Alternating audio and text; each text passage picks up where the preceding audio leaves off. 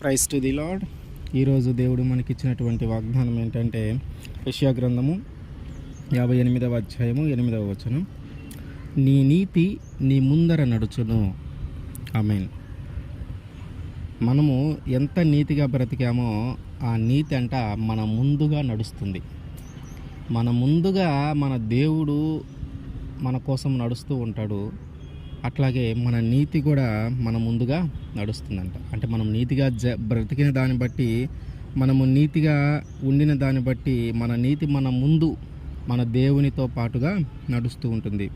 దీని ద్వారా మనము ఏ ఇంటిలోకైతే వెళుతూ ఉన్నామో, మనము ఏ ఊరిలోకైతే వెళుతూ ఉన్నామో, ఆ ఇల్లు ఒక పాపంలో నింపబడి ఉన్న, ఆ ఊరు ఒక పాప దోషంలో నింపబడి ఉన్న, ఆ పాపాన్ని బట్టి ఆ ఇంటి మీదకి రాబోతున్నటువంటి శిక్ష నుంచి, ఆ దోషాన్ని బట్టి ఆ ఊరి మీదకి రాబోతున్న బట్టి దోష శిక్ష నుంచి మనము వెళ్ళిన దానిని బట్టి, మనము నీతిగా బ్రతికిన దానిని బట్టి, మన నీతిని బట్టి ఆ కుటుంబము ఆ పాప శిక్షల నుంచి విడిపింపబడుతుంది.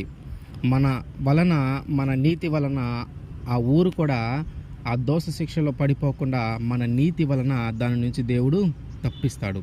అంటే మనము నీతిగా బ్రతకటం వల్ల మన ఇంటిలోనే కాకుండా మన ఊరిని కూడా మనము కాపాడగలుగుతాం. అయితే అసలు మనము నీతిగా బ్రతుకుతున్నాము, మనము నీతిగా బ్రతికాము అనే విషయము మనము ఎలా గ్రహించగలుగుతాం? అవును నేను నీతిమంతుడిని, అవును నేను నీతిమంతురాలని అని మనం ఎలా గ్రహించగలుగుతాం? ఏం చేస్తే మనం నీతిమంతులము అని అనబడతాము? యాకోబు రాసిన పత్రిక 2వ అధ్యాయము 24వ వచనం. మనుష్యుడు విశ్వాస మూలమున మాత్రమే కాక క్రియల మూలమునను నీతిమంతుడని ఎంచబడునని మీరు దీని వలన గ్రహించితిరి. ఏంటంట? విశ్వాస మూలముగా మాత్రమే కాక మనము చేసే క్రియల వలన కూడా మనము నీతిమంతులమని ఎంచబడతామంట. అంటే మనము చేసే క్రియలు ఎట్లా ఉన్నాయి, మనము చేసేటటువంటి క్రియలు, మనము చేసేటటువంటి పనులు ఎలా ఉన్నాయి, వాటిని బట్టి మనము నీతిమంతులమా కాదా అని ఎంచబడుతుందంట. ఉదయం లేచిన దగ్గర నుంచి మనం చేసేటటువంటి పనులు ఎట్లా ఉన్నాయి, మనం మంచి పనులే చేస్తున్నామా, చెడ్డ పనులు చేస్తున్నామా, దేవునికి ఇష్టమైన పనులు చేస్తున్నామా, దేవునికి ఇష్టం లేని పనులు చేస్తున్నామా? అబ్రహాము గారి గురించి కానీ ఒక సంగతి మనం మాట్లాడుకుంటే, బాగా వృద్ధాప్యంలో ఉన్నప్పుడు లేక దేవుడు ఒక కుమారుని ఇచ్చాడు. మొట్టమొదటిసారిగా దేవుడు అబ్రహాముని పిలుచుకున్నప్పుడు అబ్రహాము దేవుడి మీద నమ్మకంతో, దేవుని మీద విశ్వాసముతో తన తల్లిని, తన తండ్రిని, తన కుటుంబం వారందరినీ వదిలిపెట్టుకొని దేవుడి మాట చొప్పున తన ఇంటిని అంతటిని వదిలిపెట్టుకొని బయలుదేరి వచ్చాడు. కేవలము అది ఆయన విశ్వాసము, కేవలం అది ఆయన నమ్మకం. ఆ విశ్వాసము ద్వారా, ఆ నమ్మకము ద్వారా దేవుణ్ణి వెంబడి నడిస్తే దేవుడు ఆయన్ని ఎంతగానో ఆశీర్వదించాడు. అయితే అబ్రహాము వచ్చిన తర్వాత కొన్ని సంవత్సరాలకి సంతానము లేకపోతే దేవుడే ఒక కుమారుని ఇస్తాడు. ఆయన పేరు ఇస్సాకు. ఆ ఇస్సాకు పుట్టినాక కొన్ని సంవత్సరాలకి ఇంకా బాలుడిగా, చిన్నపిల్లవాడిగా ఉన్నప్పుడే దేవుడు వెంటనే ఆ కుమారుని బలించమని అడుగుతాడు. అసలే వృద్ధాప్యంలో కుమారుడు పుట్టాడు, ఒకగానొక కుమారుడు, ఇతని బలించమంటాడు ఏంటి అని అబ్రహాము ఆలోచించలా. అబ్రహాము దేవుడు ఏదైతే చెప్పాడో అది గుడ్డిగా చేసుకుంటా వెళ్ళిపోయాడు.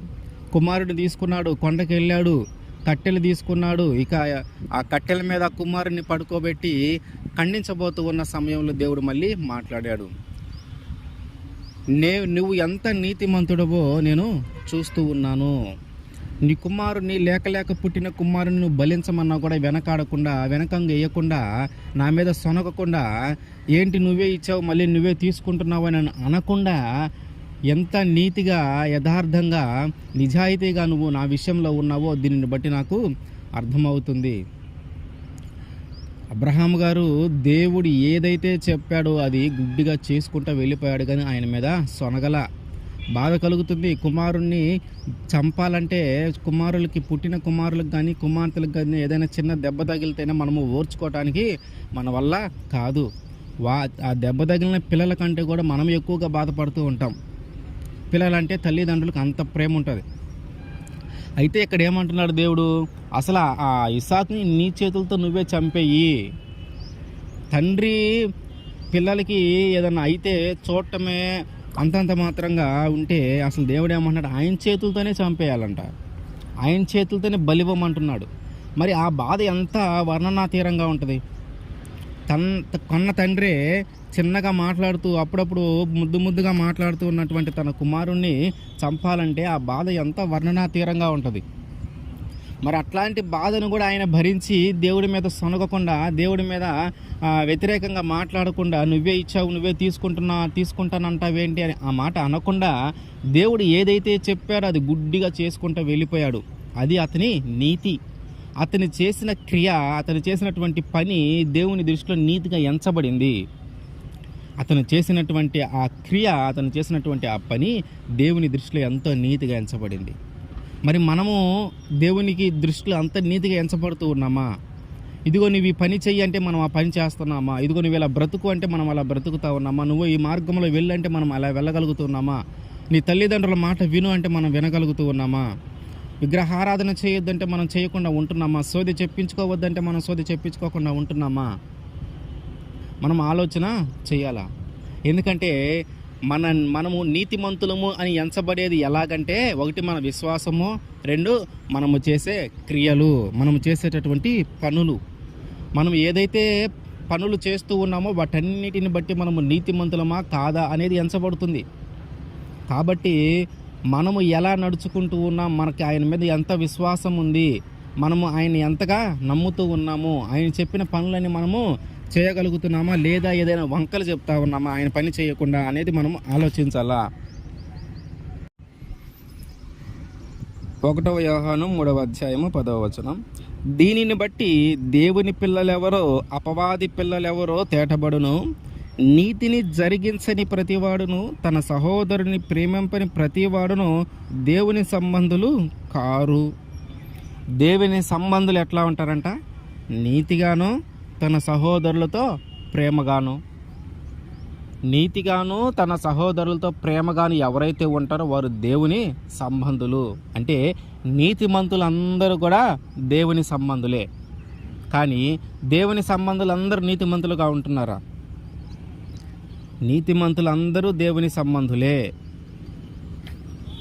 దేవుని సంబంధులందరూ కూడా నీతిమంతులుగా ఉండాలి. అట్లాగే తన సహోదరుల ఎడల ప్రేమ చూపించాలి. విశ్వాసంగా ఉండాలి. మనము చేసేటటువంటి క్రియలు, తర్వాత సహోదరుల మధ్య ప్రేమ, ఇవన్నీ కూడా మనల్ని నీతిమంతులుగా ఎంచబడతాయి. ఇక్కడ ఏం చెప్తున్నాడు? ఎవరైతే నా సంబంధి, దేవుని సంబంధి అని అంటున్నారో వారు నీతిమంతులుగా ఉండాలి. దేవుని సంబంధి అని నువ్వు అనిపించుకోవాలి అంటే, దేవుని సంబంధివి అని నువ్వు పిలువబడాలంటే నువ్వు నీతిమంతుడుగా ఉండాలి. ఎప్పుడైతే నువ్వు నీతిమంతుడుగా ఉంటావో అప్పుడు నిన్ను ఆయన సంబంధిగా గుర్తిస్తారు. ఎప్పుడైతే నువ్వు నీతిమంతుడుగా ఉంటావో అప్పుడు ఆయనకి సంబంధించిన వ్యక్తిగా నిన్ను గుర్తిస్తారు. కాబట్టి మనం ఆయన సంబంధిగా ఉండాలంటే మనము నీతిమంతునిగా ఉండాలి. ఆయన సంబంధిగా మనం పిలువబడాలంటే మనము నీతిమంతులుగా ఉండాలి. మత్తయి సువార్త 10:41 ప్రవక్త అని ప్రవక్తను చేర్చుకొనివాడు ప్రవక్త ఫలమును పొందును. నీతిమంతుడని నీతిమంతుని చేర్చుకునేవాడు నీతిమంతుని ఫలము పొందును. ఒక గొప్ప ప్రవక్త, ఒక మంచి వరములు కలిగినటువంటి ప్రవక్తను మన ఇంటికి తీసుకొని వచ్చినప్పుడు, ఒకవేళ అతను ఆ ప్రవక్త మన ఇంటికి వచ్చే సమయానికి మన ఇంటిలో ఏదైనా దోషం ఉన్నా, మన ఇంటిలో ఏదైనా పాపమున్నా, ఆ ప్రవక్త యొక్క ఆ నీతిని బట్టి, ఆ ప్రవక్త యొక్క ఆశీర్వాదాన్ని బట్టి మన కుటుంబము కూడా ఆ పాపములో ఉన్నటువంటి శిక్షను మనం అనుభవించకుండా ఆ ప్రవక్త ఉన్నటువంటి ఆశీర్వాదాన్ని బట్టి మనము కూడా ఆశీర్వదింపబడతాము.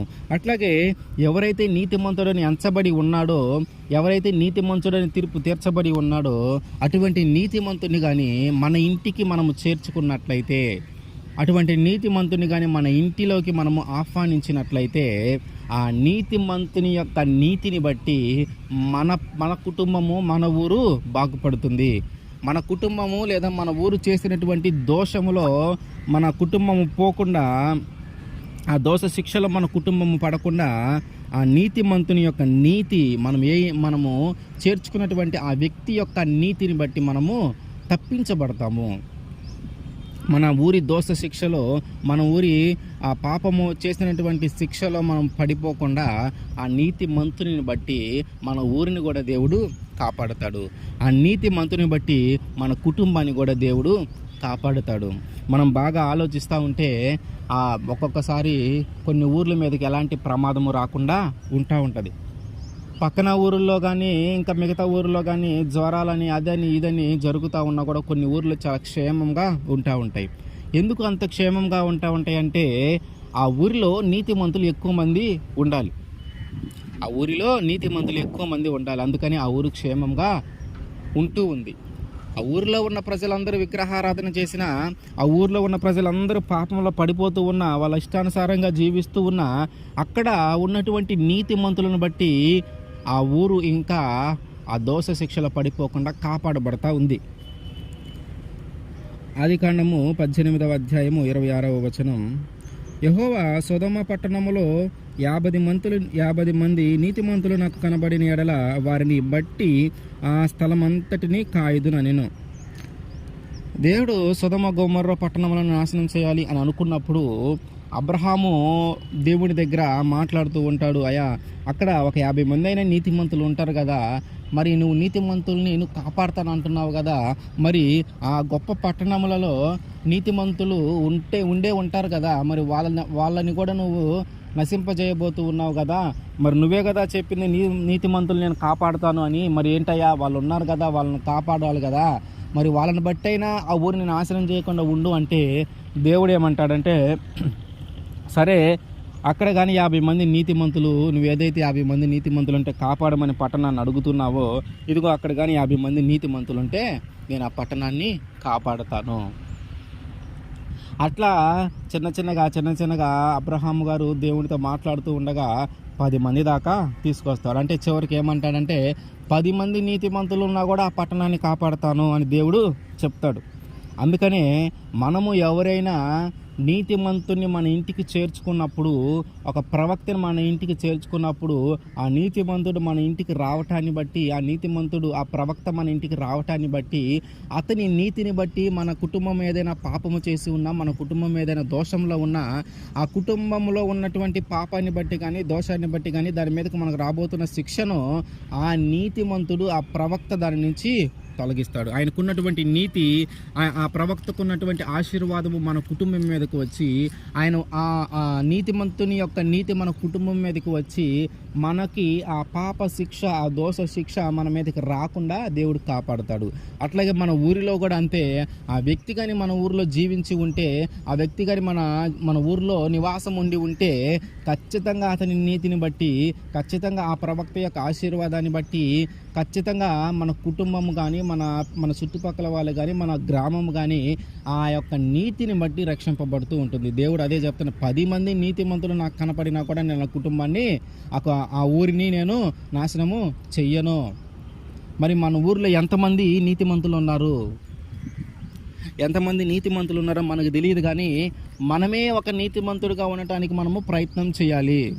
మనమే ఒక నీతిమంతునిగా ఉండటానికి మనము ప్రయత్నం చేయాలి. ఎందుకు అంటే నువ్వు ఎప్పుడైతే నీతిమంతుడిగా ఉంటావో, నీ నీతిని బట్టి నీ కుటుంబం ఏదైనా పాపం చేసినా, నీ నీతిని బట్టి నీ కుటుంబం ఏదైనా దోషం చేసినా, నీ కుటుంబం మీదకి రాబోతున్నటువంటి సమస్తమైన బాధల నుంచి, శ్రమల నుంచి దేవుడు విడిపిస్తాడు. అట్లాగే నీ నీతిని బట్టి నువ్వు నివసిస్తున్నటువంటి ప్రాంతము, నువ్వు నివసిస్తున్నటువంటి గ్రామం ఏదైతే ఉందో దానిని కూడా, ఆ ఊరి అందరూ పాపం చేసినా సరే, ఇదిగో నువ్వు చేస్తున్నటువంటి నీతిని బట్టి, నువ్వు అనుసరిస్తున్నటువంటి నీతిని బట్టి ఆ దేవుడు ఆ ఊరినంతా కూడా, ఆ గ్రామాన్నంతా కూడా నువ్వు చేసిన నీతిని బట్టి దేవుడు కాపాడుతాడు.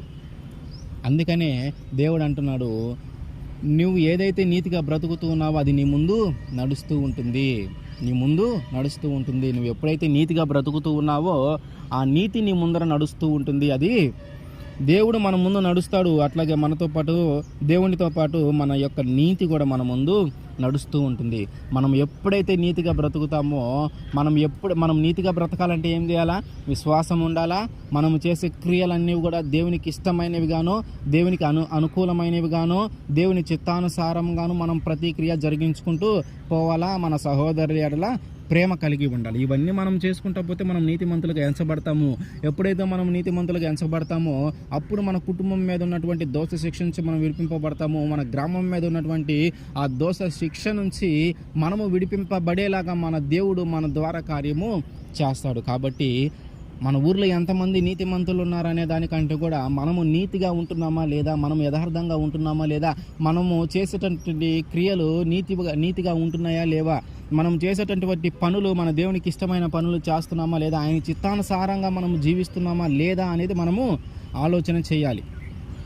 ఎప్పుడైతే మనము నీతిగా ఉంటామో, ఎప్పుడైతే మనం యథార్థంగా ఉంటామో, ఖచ్చితంగా ఆయన మన నీతిని బట్టి మన కుటుంబాన్ని, మన నీతిని బట్టి మన గ్రామాన్ని ఖచ్చితంగా కాపాడతాడు. కాబట్టి మన ముందు ఎప్పుడైతే మన నీతి నడుస్తూ ఉంటుందో, అప్పుడు మనము ఎక్కడికి వెళ్ళినా కూడా మన వెంట క్షేమమే ఉంటుంది. ఎప్పుడు కూడా మనము రక్షింపబడుతూనే ఉంటాము. మనతో పాటు మన కుటుంబము, మన గ్రామము కూడా మన నీతిని బట్టి రక్షింపబడుతూ ఉంటుంది. ఆమేన్.